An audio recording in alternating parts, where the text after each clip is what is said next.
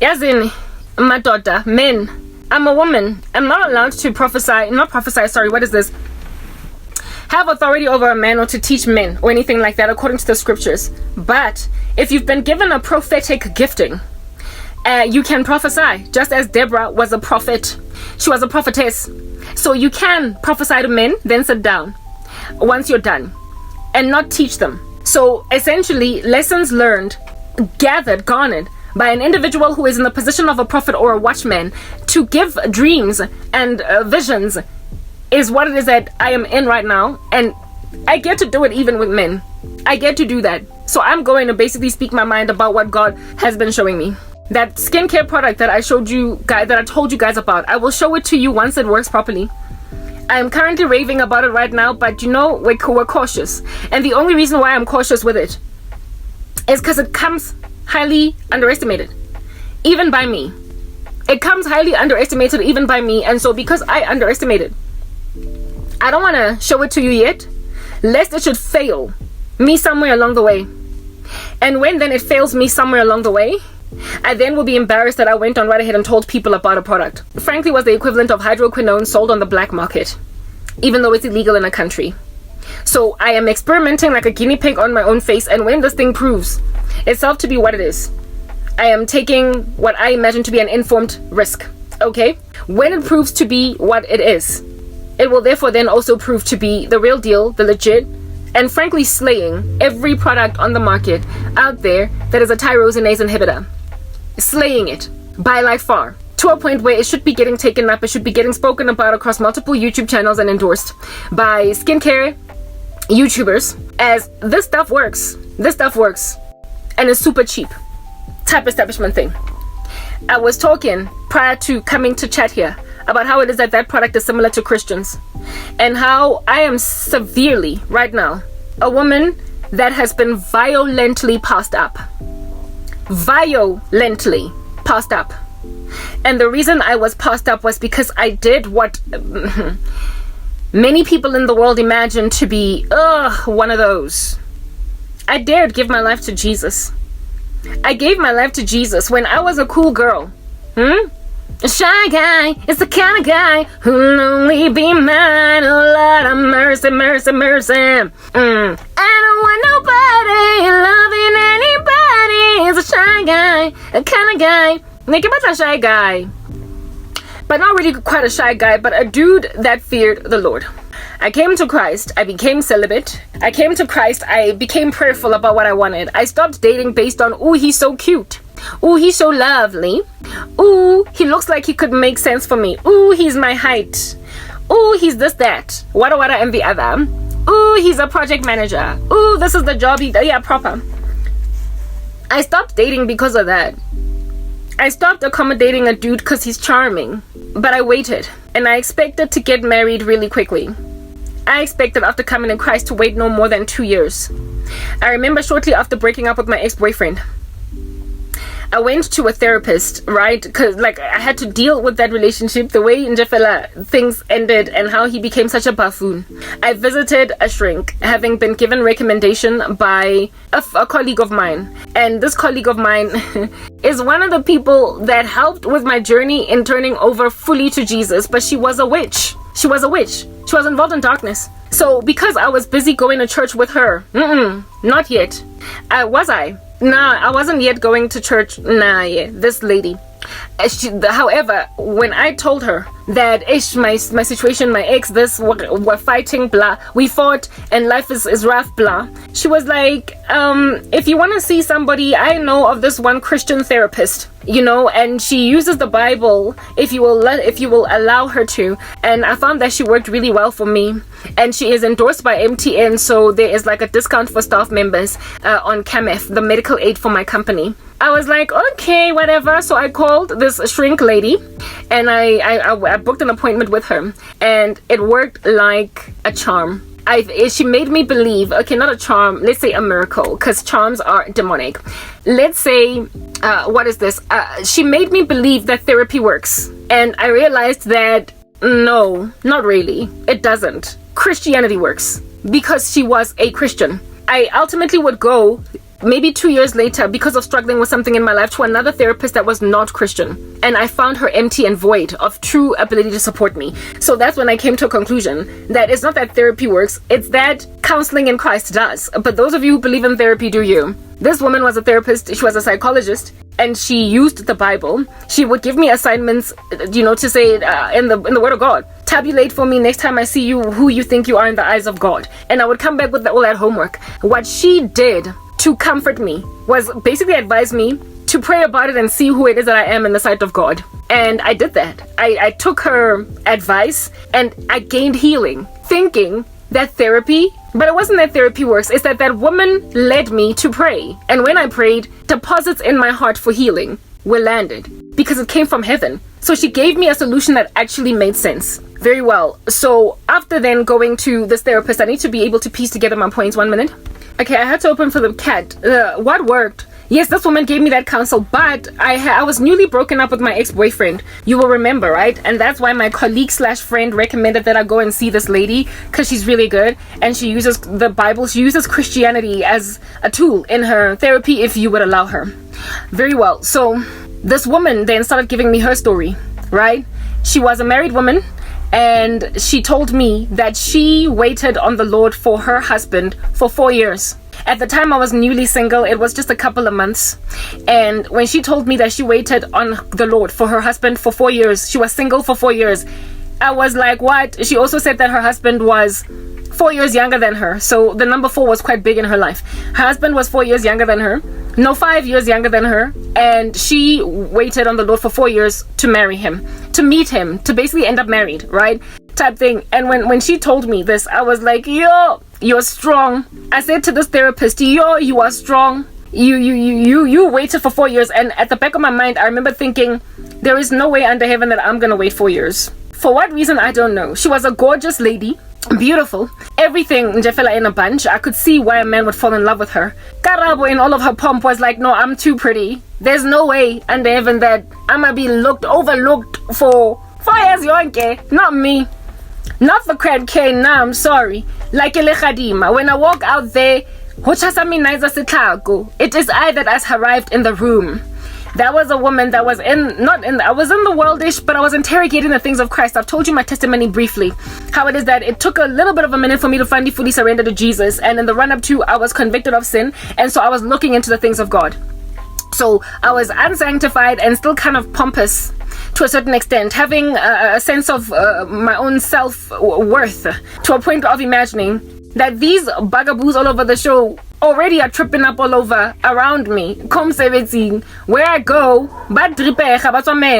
who in the world among them who is worthy is gonna reject the prospect of hollering at me, of pouncing on me? I'm not gonna wait like this gorgeous, she was beautiful, okay? But somehow this mindset was all up in my grill. I was like, I'm not gonna wait like she was a colored lady now. I was like, I'm not gonna wait like Lady Chica over here. Oh, brave, oh, strong. She's strong. Yeah, to a point of having waited for 4 years, but me, 2 years maximum. And then 1 year is too long. All I was thinking was, good for you, girl. But in my heart, I was like, I'm not gonna wait that long. I'm not gonna wait that long. I said in my heart, in all of my pomp and my arrogance and, a magnification of a sense of self-worth. And basically leaning on my beauty, my credentials, my stats. I felt like I would garner the 20,000. Yeah, the Lord will humble those who exalt themselves and exalt those who humble themselves. Let's just put that out there. He humbled me. Because, Kimo, where the ring at? Like 10 years in. Hey, girl, you still single. So much for the Khadima. Yeah, 1 minute. I was like, so much for the Khadima. I was opening for the cat so as to leave this time around. I was like, so much for the Khadima. Yeah, I was made to wait. But I had told myself that I'm not going to wait that long. I had not told myself, but I believed very thickly, richly, that there's no way that I'm going to wait that long. I'm going to fall in love. And I'm going to go in the sunset and I'm going to have babies. I was looking forward to falling pregnant. MTN used to have 6 months maternity leave. I would look at all of these pregnant, these pregnant, dainty ladies all over the show. Okay, they weren't that dainty. They were wobbly-legged. They were walking around like duckies. I would look at them and be like, oh, aren't you feeling blessed that you work for a company that gives you 6 months fully paid maternity leave? Fully paid. Yeah, one day I'm going to be in your shoes, girl. One day I'm going to take leave for 6 months. Ooh! type thing. What are these things? Yeah. And then here it is that I'm 39. I'm almost 40. Never taken maternity leave. I never even got to get a farewell, never mind maternity leave from MTN. I was fired without cause, and I remained single for a whole decade. No, not a decade. Goodness, whoa. Decade? Girl, why are you being modest? 12 years. 1.2 decades. Because that was the last relationship that I was in that made sense. I only dated 2 other guys in between then, and the one relationship lasted 2 months. The other one lasted 2 or 3 weeks. Yeah, so those don't count. The only solid, stable relationship I was in, the last one, was one when I was still lost in the world. So essentially, once I became a Christian, all of a sudden, this woman that had confidence that go fit and then have somebody get down on his knees and propose marriage somehow happened upon an anomaly that she learned the hard way in light of the set apartness of Christian and how the world truly hates disciples, to a point where a woman would come from the world, or even a man that would come from the world, having been sought after. She had a lot to choose from, or he had a lot to choose from. The ladies were basically throwing themselves at him, would now be people would be repelled by him. Women would be repelled by him. Women that would throw themselves at him are now looking at him like he ain't jack, like he don't exist, like he's not in the room, like he's stank or something. Evidencing the reality of John 15, that the world hates disciples, to a point where a perfectly viable woman that under the wrath of the law, without redemption, would get married in a minute, like fast. But the same woman, if she converts to Jesus, all of a sudden she's being overlooked by the same type of guys that would have been all up in her grill. I got water poured on my face, like, humility by force, humiliation to a certain extent. That colored lady, the shrink, told me that she waited for 4 years, and I was like, somebody made you wait 4 years, girl. There's something you ain't doing right. Deep down in my mind, I was thinking, something's wrong. There's something you didn't do right, girl. For you to wait that long, but at least congratulations, you're patient. You finally got married. That woman, by the time she got married, she was also in her 30s. At this point, I'm like 26. I told you, I got born again, fully surrendered at 26. So I'm like 26, headed towards salvation. So this woman, having gotten married in her 30s, to a guy 5 years her junior, Nochal, I was like, first of all, your husband is younger than you. I don't want a guy that's younger than me. I'm not leaving my 30s single. Like, it's not happening, girl. Like, in a year or two, I do give my except I didn't wait. But I was expecting that I was gonna get married at the speed of lightning. Ever since I dated my first boyfriend when I was just 16, I had never been single for any respectable amount of time. I would enter into long-term relationships with guys, but there were very small breaks in between them. And the last guy that I dated, there was something like 3 weeks in between my breakup with my ex and him. I've never been a patient. I've never waited. I always was just in a relationship. Always. I told you I was with some closet homosexual. We broke up, and about 2-3 weeks later, me and my ex were together. The other guy. And that relationship lasted 5 years. I guess I should be grateful that I'm in a relationship where I'm lasted. Otherwise, I don't even know what under heaven would be my body count today if my relationship did not last. But I never stayed single. I just never did it. I never did it because I never needed to. There was always somebody trying to get with me, and among those somebody's trying to get with me, there was always somebody that I am reciprocating feelings for, that I feel back with, I feel the things that they feel back. And so really, what's the point? Why should I stay single when I'm feeling you feeling me, we're feeling together? So yeah, let's do this. Boom. That was Karabo. So for me to be single, at that stage I was already single a couple of months. That was a record already that I'd broken. By the time I saw the shrink, I'd already broken a record. Because Karabo don't stay single for a minute. Like, I just didn't, okay? I just never stayed single. Like, I thought it was a thorn in my flesh to be single. It was, to me, that which invalidated me as a woman, my glory. If I didn't have a boyfriend, I didn't feel like, I was wanted or regarded or beautiful or whatever. I remember there was this one girl, and when worthless rhetoric messes up your mind, when I was in high school. Before I started jollering, before I started dating, so maybe like grade 9, like early grade 10, because I got my first boyfriend at 16, right?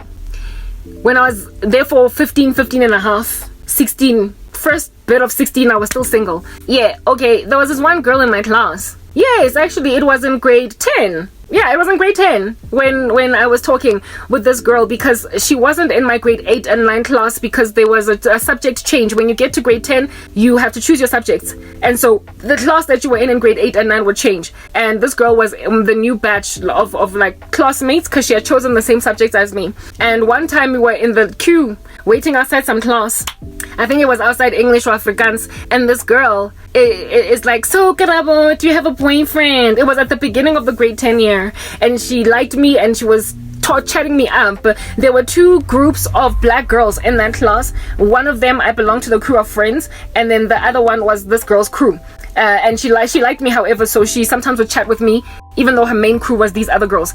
And I'd be like, let's say her name was Refilwe. I'd be like, no, Refilwe, I don't have a boyfriend. And she looked at me like all disappointed, like she looked like the world had just fallen apart. And I cared about what she thought. I cared about her opinion. And so I felt uneasy with what she, like, her reaction was just so sorrowful. It was saddening. It was saddening. Like, why was that even saddening? Anyway, I'm like, no, Refilwe, I don't have a boyfriend. She's like, so Karabo, do you have a boyfriend? Who's your boyfriend? I'm like, I don't have a boyfriend. And she was like, but you're so pretty. Why? What's wrong? Yes, you guys, yes, this girl made it look like she had just found a tumor in my glory, and it was malignant. And if I don't get a boyfriend any minute now, it's gonna metastasize, and I'm gonna die.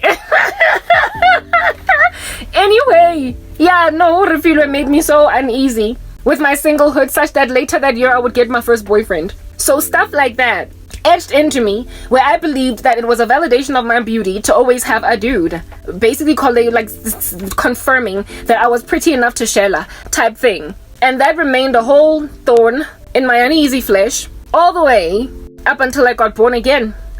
I would have boyfriends.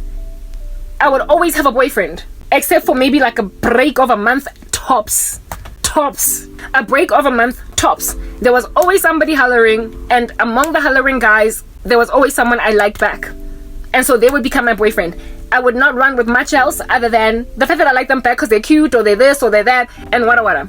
And thankfully, these relationships would last some season, like, yeah, they would last. Anyway, whatever. The last one I was in was for 5 years. Yeah. Anyway, so by the time I had seen this particular therapist shrink, I had basically broken a record of singlehood ever since starting to date ever. And that was because I guess that relationship was super long. I was super crushed. I was super broken. The way that things happened was just super disturbing. And I wanted more. I knew I wanted more. I knew I didn't want to just keep on going from guy to guy, right?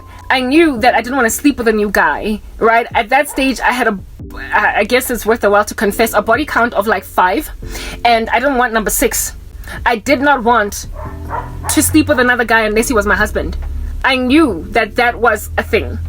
I had already been given some conviction. I told you I got more or less evangelized in a club by some girl from Greece who was a friend of my friend, who told me that sex should only be had after marriage, and she spoke a couple of things that sat on me until I researched myself. I knew that I didn't want, like, when my ex and I were having troubled waters in our relationship, I would ask questions to my friends like, guys, so how long do you think is a feasible amount of time to wait before you have sex with a new guy? Yeah, and the reason I would ask this question was because I did not want to get into another relationship that would not end up in marriage. I didn't want to sleep with another guy that was not going to be the guy. Long story short, I just knew that changing sex partners was problematic. I just knew it inherently.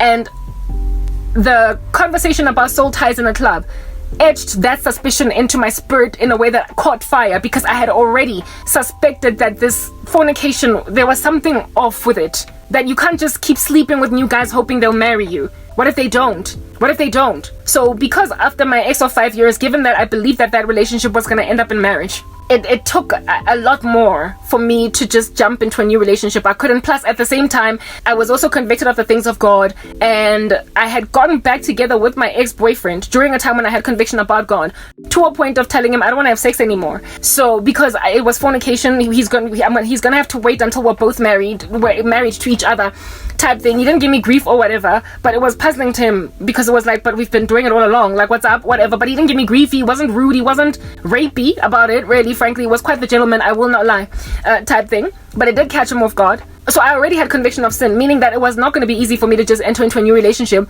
I therefore had a track record. Sorry, I had broken a record. By the time I saw the shrink with singlehood. It was a couple of months. And I was not trying to get into another relationship unless it was with somebody that I really felt like, yeah, we're gonna do this, you know.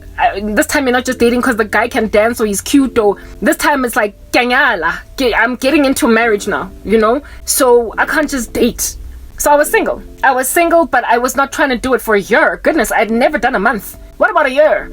I was not trying to do 2 years, but 2 years I was stretching it. I was like, at most. That's what I'm doing, until I met this therapist who told me that she was single for 4 years.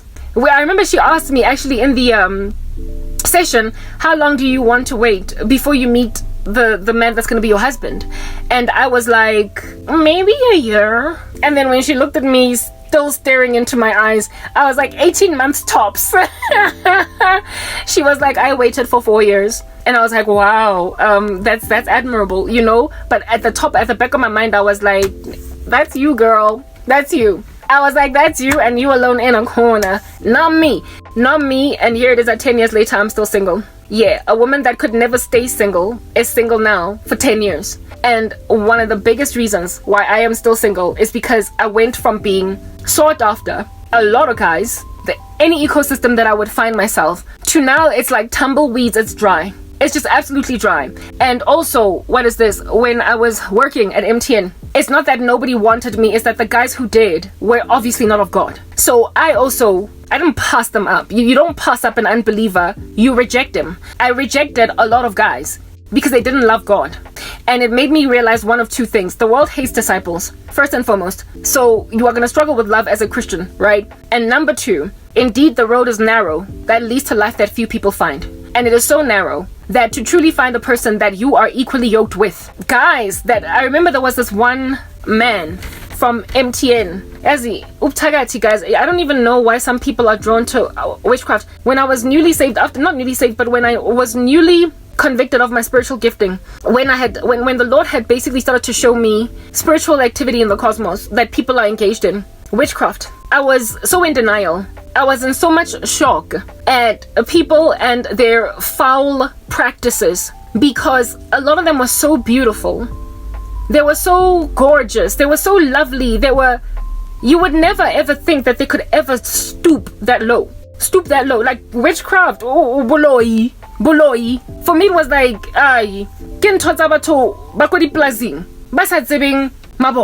they don't know urban lifestyles. Not like you, where now melang. Go corporate, girl. You with the whole degree. You hanging out with in the best restaurants, you're eating in the best restaurants, you are living in the best neighborhoods of your city. And lawyer. What? Yeah, guys, not for me, witchcraft was this backward thing. I imagined it as this backward thing that is done by these desperate people that don't have much to look at. Like Batwakodi Plazing, Badulabawanandi Ghost, that can only look at Le Role, Lako Rustenbeck, and that's it. But as for these Basa Josima Boneng, I was like, yo. So I was very much in denial about some of the people that got exposed as witches when I first came to faith, not faith in Christ, but understanding of my spiritual gifting. I was in denial. Many of them were in my family, and I flat out denied it until I could do nothing but confess it, admit it. Okay? Some of them were so classy, so gentrified, so urban, so bougie, that I was like, Ntoyaba tobacco di madhat, upizika di deng. Guys, let's move to the next part. Not next part, but next segment of the same part. Okay, yeah.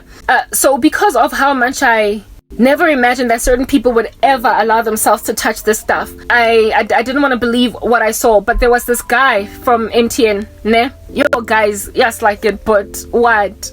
He was from Ghana. Me and Ghanaian men, I don't know. I don't know. There's something about these guys. They're so tall and they're so beautiful and their skin is so... Anyway, this guy started working for MTN perhaps so I was at MTN from 2009 to 2014. right? 5 years, and they just got rid of me in Jeff, like just like that. Ingati, I was never there. I didn't even get a farewell. But anyway, whatever.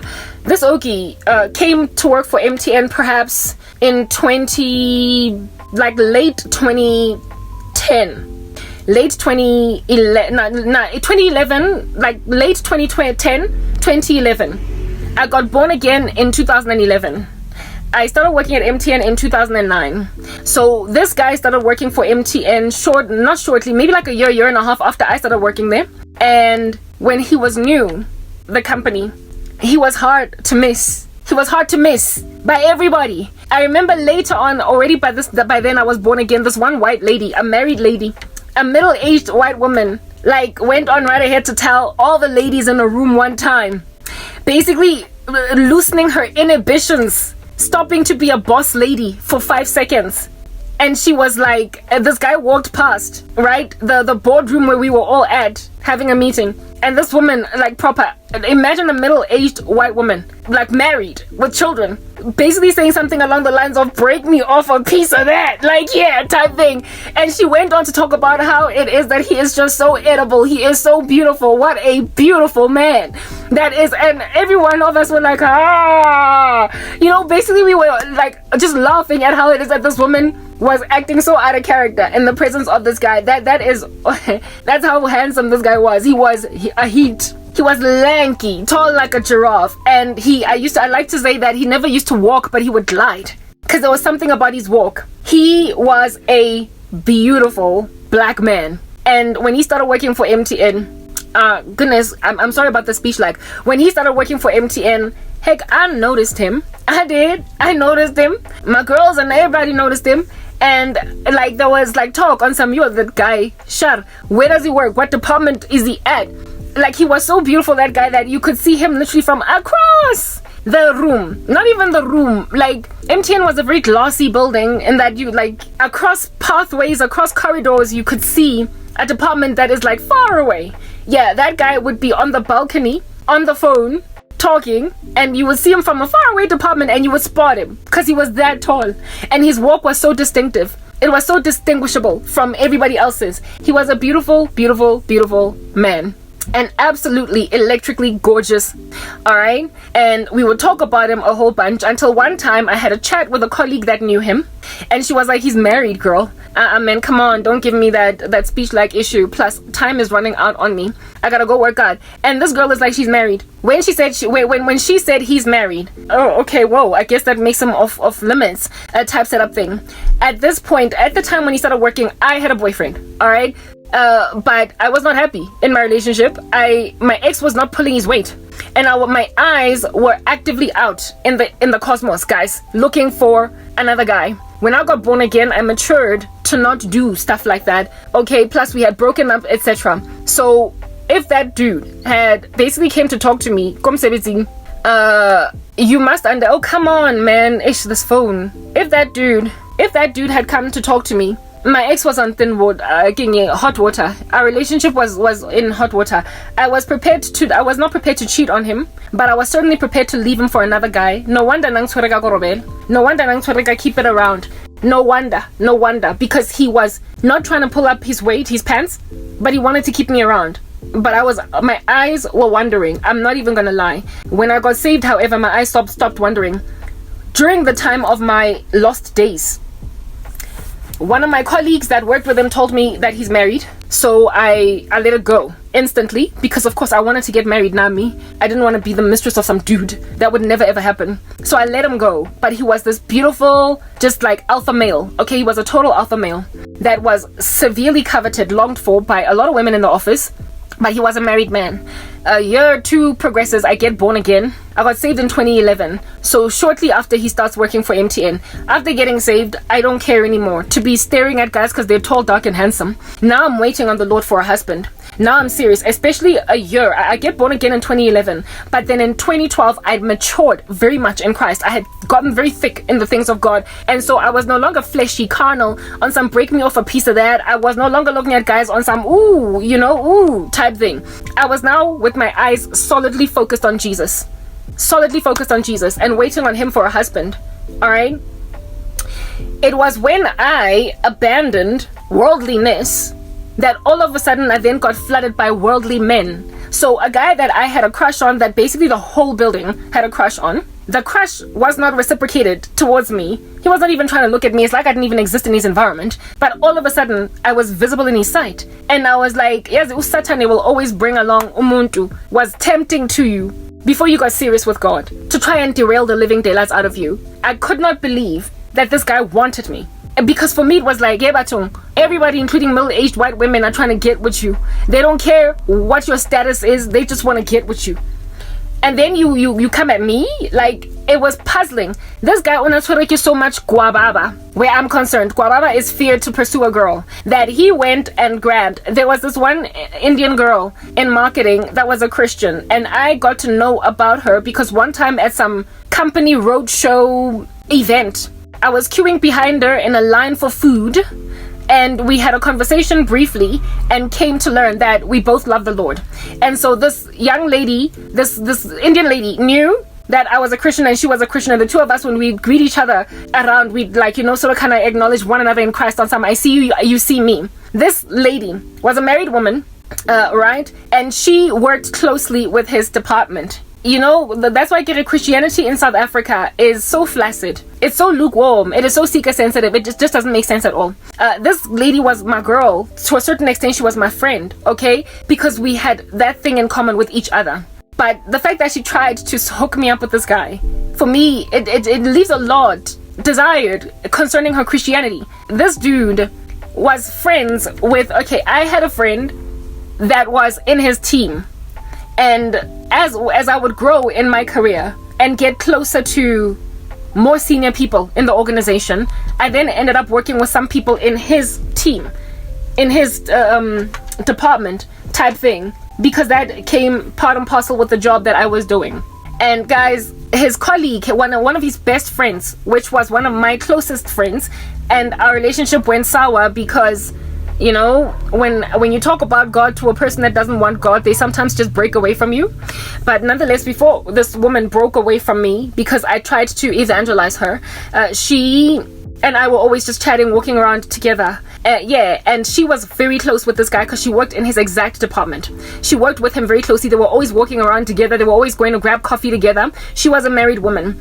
And I knew that he was married. Remember, some time ago I was told by some other colleague that he was married. But like this girl of mine then ended up one day coming on some, oh my goodness, let's say his name was Steven. She was like, oh my goodness, Steven is getting a divorce. He's divorcing his wife, and the reasons why he was divorcing his wife was because she was a stay-at-home wife. And he was getting bored with her because he was always encircled at work by all these glorious, beautiful young women that are ambitious, chasing their careers. And when he married her, she said that she just wants to sit at home and raise the children. Or it was, I believe it was an arrangement that they both entered into when they got married.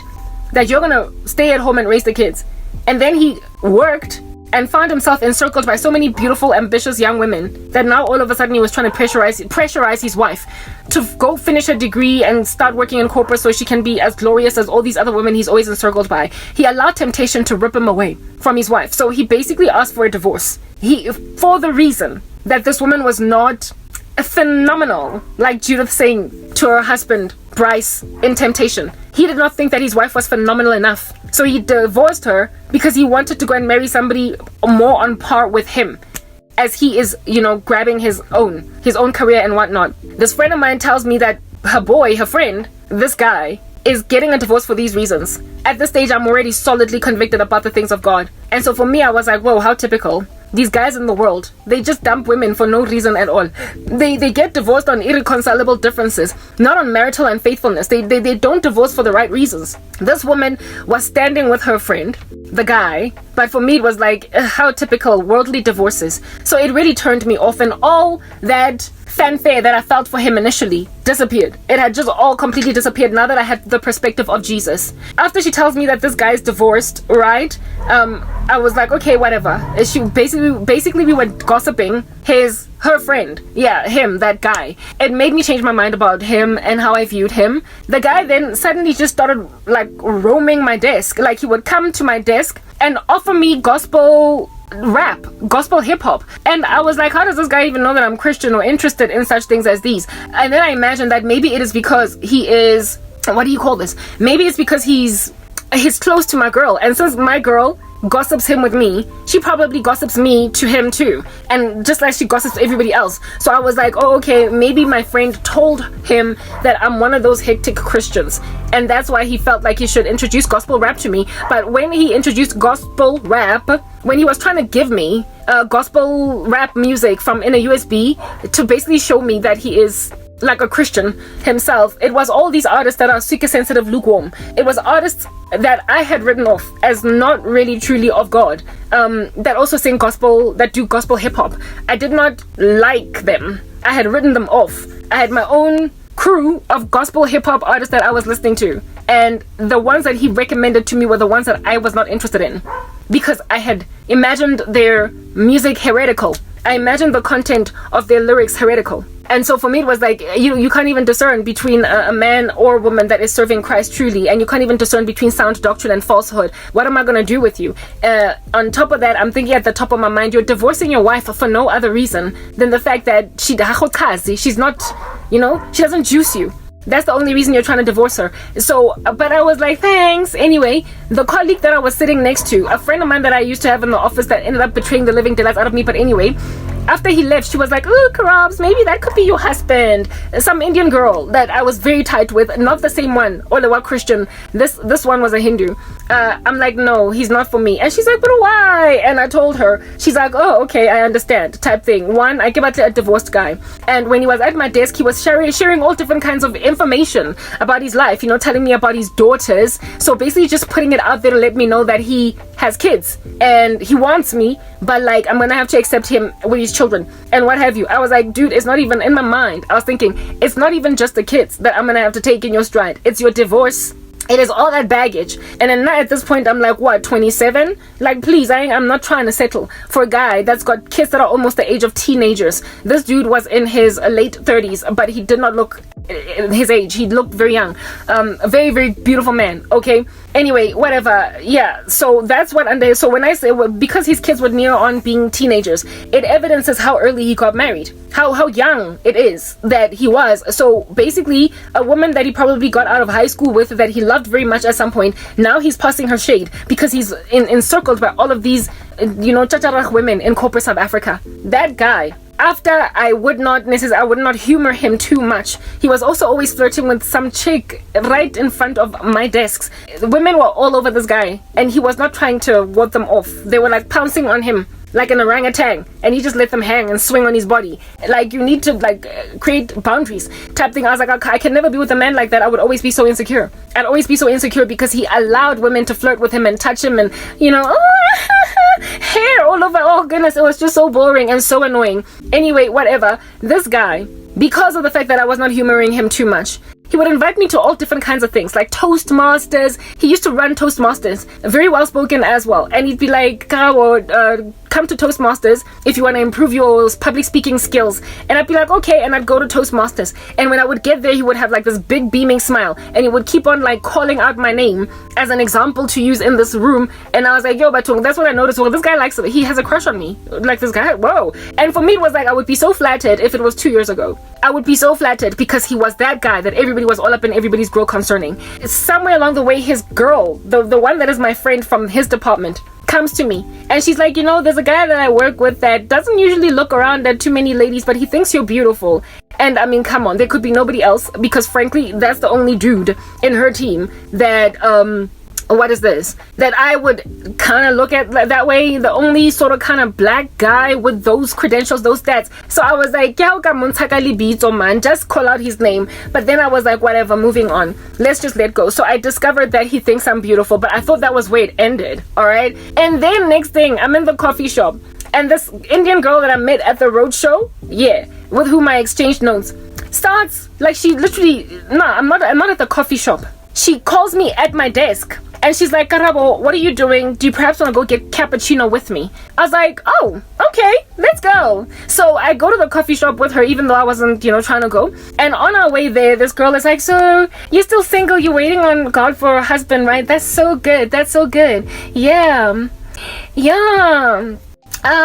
So, I mean, what do you think about Steven? And I was like, girl, are you seriously, like, acting like, are you seriously building a business case for your friend? That guy was so tall and so manly. Why in the world doesn't he just call, like, holla at me? Why can't he send us some short, little, tiny, petite young lady in the office to come and talk to me? She was like, what do you think of Steven? No, Steven he's such a nice guy. He's got a blog, look. And she's showing me on her tablet a Christian blog that he writes in. And I was like, good for him. He's got a blog, good. He writes about Jesus. I didn't know he was Christian. That's good to know that he's Christian. Did not even try to highlight to me that her boy Steven, is currently divorcing his wife, if not newly divorced. And Steven is also, flaccid, fluffy in terms of the things of God. Whatever. So this girl is like trying to push Steven's agenda hard knock, real strong, all up in my grill. And then I'm like, okay, as in this girl, she's trying to hook me up with Steven. Steven sent her. Steven must have sent her. Steven saw me walking around with her. Steven knew that she was Christian. And Steven was like, talk to Karabo for me, please. Like, Guababa Engaga. Yo, okay. How can you be so confident around other people in the office and not me? So he was trying to get with me. So Steven had basically earmarked me to be his second wife. What the heck? He made a decision because Steven developed a crush on me, thought I was beautiful from a distance, heard from my friend that is his colleague that I'm a Christian, Googled my name, found my blog, read my blog, decided to fall in love all by himself based on my very hard knock Christianity because I was writing a whole bunch of beautiful poetry in that blog. Then he started to like hover around my environment, offering me music and whatnot. And when I wouldn't listen to him because I was clearly just kind of keeping him at an arm's length, he then sends me a Christian friend that I have to convince me to, give him a chance. So I go in Steven's in Steven's blog, right? This blog that this Indian girl showed me, where he writes. So he was trying to basically say that you and I have a lot in common. You write in a Christian blog, I write in a Christian blog too. The two of us are birds of a feather, peas in a pod. But like, where were you? Why did the Lord not set you apart so much for me, Steven, that you would essentially have stayed single until you started working for MTN and then met me? And then the two of us would be like, wow, this is providentially orchestrated. Why did God not do that? Why did he allow you to go and get married, then divorced, then basically put me in a position to be a stepmom to some teenage kids at just the age of 27? Like, why? Why would God not regard what I want in this whole thing? That was the first thing that I was thinking. And at that stage, I didn't even have conviction about divorce and remarriage yet. So the only reason I didn't want him because of his divorce was because I found the reasons for the divorce shallow, and I also didn't want a guy that was divorced. I didn't want a guy that had kids. I wanted a clean slate. I wanted to do everything afresh with my man, but not for biblical reasons, coupled with the fact that I did not think him a believer because so many things were evidencing that he was not one. All right, anyway, whatever. So Steven, I go to his blog, and guess what's written in his blog? I'm a woman that's never been married, and I'm waiting on God for this big, beautiful, fabulous wedding that's going to bring lots of glory to the kingdom of heaven. And he has written the bitterness of divorce was so riddled. It was so in that blog. It was so thick. Like he was writing about how it is that the institution of marriage is overrated. What Christian writer says that? What Christian writer says that? He wrote things like the institution of marriage is overrated, and the whole big shebang, the white wedding, the dress, that's also overrated. And I was like, dude, I want the dress. I want the venue. I want the photographer. The whole thing, the expensive individual chairs per person. I want the destination where, like, I want it. I want it all, and I've never had it, but you've been through it already. You've already done the whole 9. You have already experienced your I do Ngiyavuma I moment. And that guy wanted me, even though he was writing such things in his blog. He was also low-key misogynistic in the way that he was his tone about what he believes women to be. I was like, yo, this guy has been calloused by something. I can't. Very well. So I make a decision based on what I read in his blog. It was a beautiful blog. I'm not going to take that away from him. It was well done. You could tell that he hired a graphic designer and everything. But what he was saying in it didn't make sense for me. The kind of guy that would dupe or deceive any other woman, but not me, because I was studious. I was voracious in the things of God. Fine. Steven then it appears, I can't say that Steven let it go. My life fell apart. I lost everything. He was still kind of low-key trying to get in when everything of my life fell apart. right? Everything of my life fell apart. I lost my job, all over the show. So he didn't get an opportunity to pursue me. Hard knock. Because I was suddenly just kicked out of the company type thing. But then I got dreams from the Lord showing me so much witchcraft. This guy, first of all, his fear to ask me out was, I didn't understand where it was coming from, because he was just such a beautiful man that he should have been confident. But yeah, sometimes it doesn't come part and parcel with a beautiful man. Nonetheless, he developed a bitterness because I was not falling at his feet. I was not throwing myself at him the way that every other woman was. And the reason why that was the case was because I was saved now. There was a time when I was kind of low-key, just like everybody else, spazzing over him, but I got over it because I got saved. And now more things mattered than just physical appearance, looking like you're gliding instead of walking. And then I got slapped with so much witchcraft from him, where it is that I was now basically in my dream sleeping around with everybody in the office while he was looking at me in disgust, while he was looking at me like I was some whore, something that I definitely was not. So he tried to defile my character. And in one dream, after losing everything, it turns out that the guy liked me so much that he continued still to follow me. And one dream I had it where it is that I was fighting a battle with my company and I lost it, and after losing it, I went into the sunset with him. I went and I married him. And when I was sitting by myself waiting for my case to happen at MTN, because they wasted like whole 5 months with me sitting at home while still being an employee on their payroll, he called. Sorry, what is this? I got a dream. It was like a call, Vele, of him coming to pick me up. On some let's go. Because look at everything that's fallen apart, but I'll take you. I'll take care of you. I'll scoop you up. I'll help you get your life back together again. And in my dream, I was like, no, but I'm in love with somebody else. And indeed, at the time, I was in love with somebody else. The guy that I would later go on to marry some other woman, the guy that I thought was my husband. I was holding on to God for him. And that did not happen because he was, again, in and of himself, a psychopath into witchcraft and what have you. And in my dream, I told him I'm in love with somebody else. And because I told him I'm in love with somebody else, he then let me go. And that would be the last dream that I would get about him. So he regretted the witchcraft of trying to convert me into a whore because I lost everything. And he felt sad for my case, my state. He felt rejected by me. The feeling of rejection made him cast a maker a harlot spell. When, however, instead of that happening, I rather fell apart and lost everything. He felt bad and was like, okay, I'll take you. In the state, I'll take care of you. But he manipulated my case. Like, he definitely cast a spell to make sure that I don't win my case, that I don't succeed to get anywhere with my case, because if I won my case, I would find myself either back at work or back in some other job and still not want him. So he wanted to put me in a lowly position so that I would take him up. That was a man that was professing Christ that did not know the Lord truly. Is running out. He was professing Christ, but he did not know Christ truly. And however, he wanted me. So what I'm trying to explain to you guys is that when you give your life to the Lord, it's not that pursuit stops altogether against you. It's that the pursuit that is gunning for you is of everything that the devil will use to derail the living daylights out of you.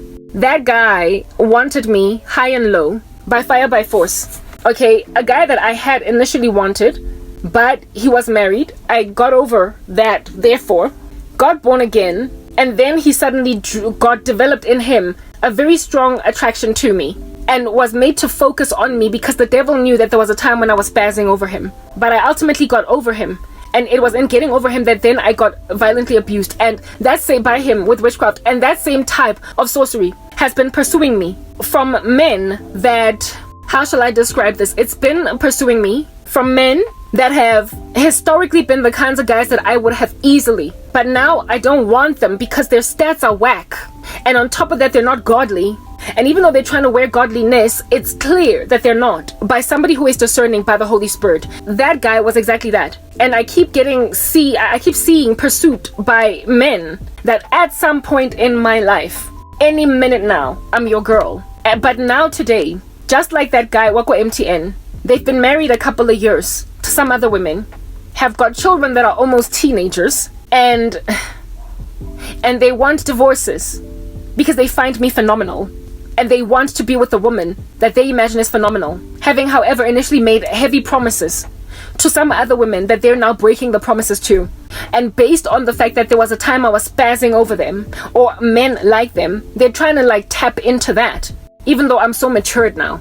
And having been made to wait now 10 years, it's been 12 years single. It has been a shock, but now I've been humbled to realize that get over yourself, Karabo. You ain't all that in a bag of chips, girl. Like, frankly, get over yourself. Look at how it is that you thought that you were never going to leave your 30s unmarried because you were so fly.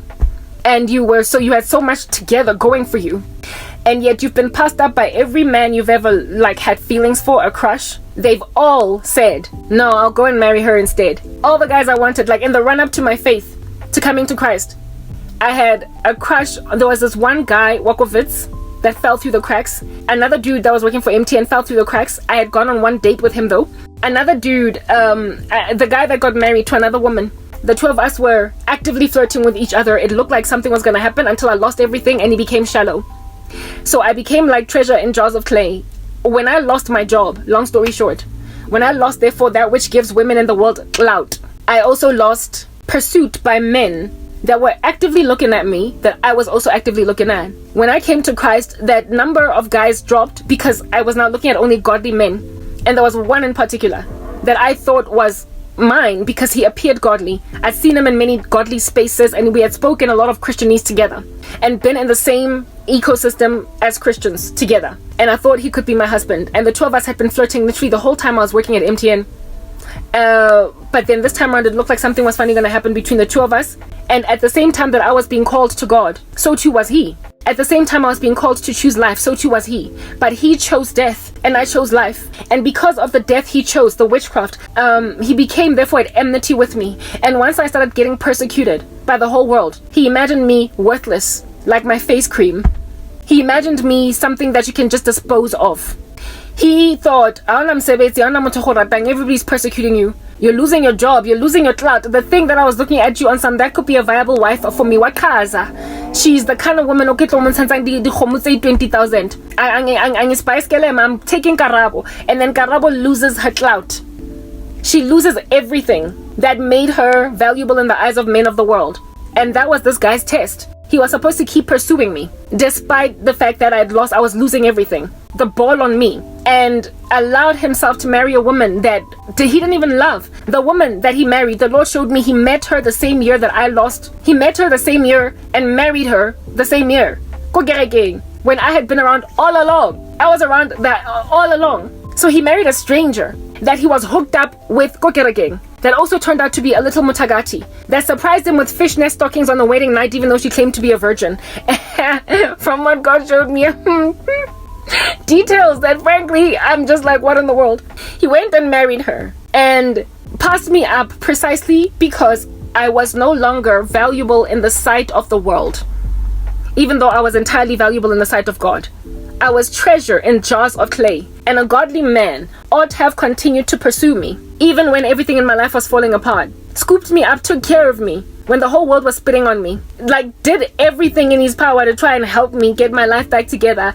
And then the two of us were going to go get married because you don't let that go. Because she is beloved in heaven. Meaning that what strong feelings I have for her, they're going to give me fruit. Like, that is he who finds a wife finds a good thing and obtains favor from the Lord. He was supposed to be biblical, but he wasn't. So his Christianity was derailed by the fact that he abandoned me when I needed him the most.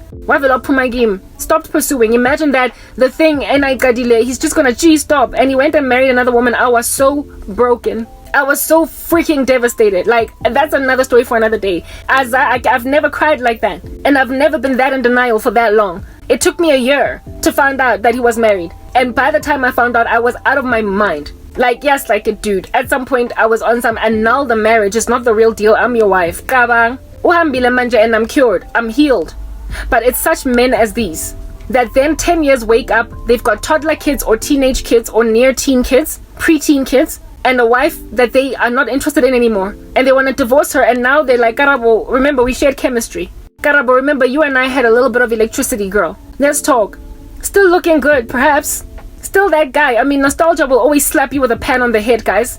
I heard from a friend today. You will still think that way. Ran into you yesterday. You'll still be on that tip. This time I want it all. You will thoroughly be stumbled by feelings that you still have for someone that you were out of your mind in love with 10 years ago. But in that time, he's gone on right ahead to marry a woman. He's gone on right ahead to have children with her. And now he's trying to divorce her to be with you. That is what's happening in my life right now. ungodly men that passed me up because I was treasure in jars of clay. And now, just like my face cream, I'm working a miracle. I'm working like a miracle, slaying even market things that are on the shelf in the market.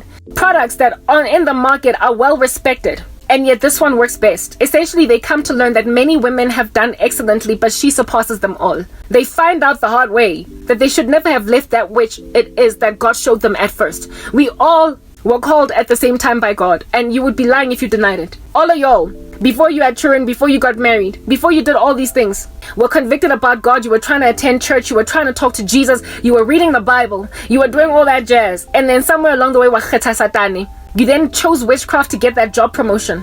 You looked around and you allowed yourself to be carried by the wind of the world, and then you chose death. In so choosing death, you therefore passed up life. You passed up on the woman that had life 15, 12 years down the line.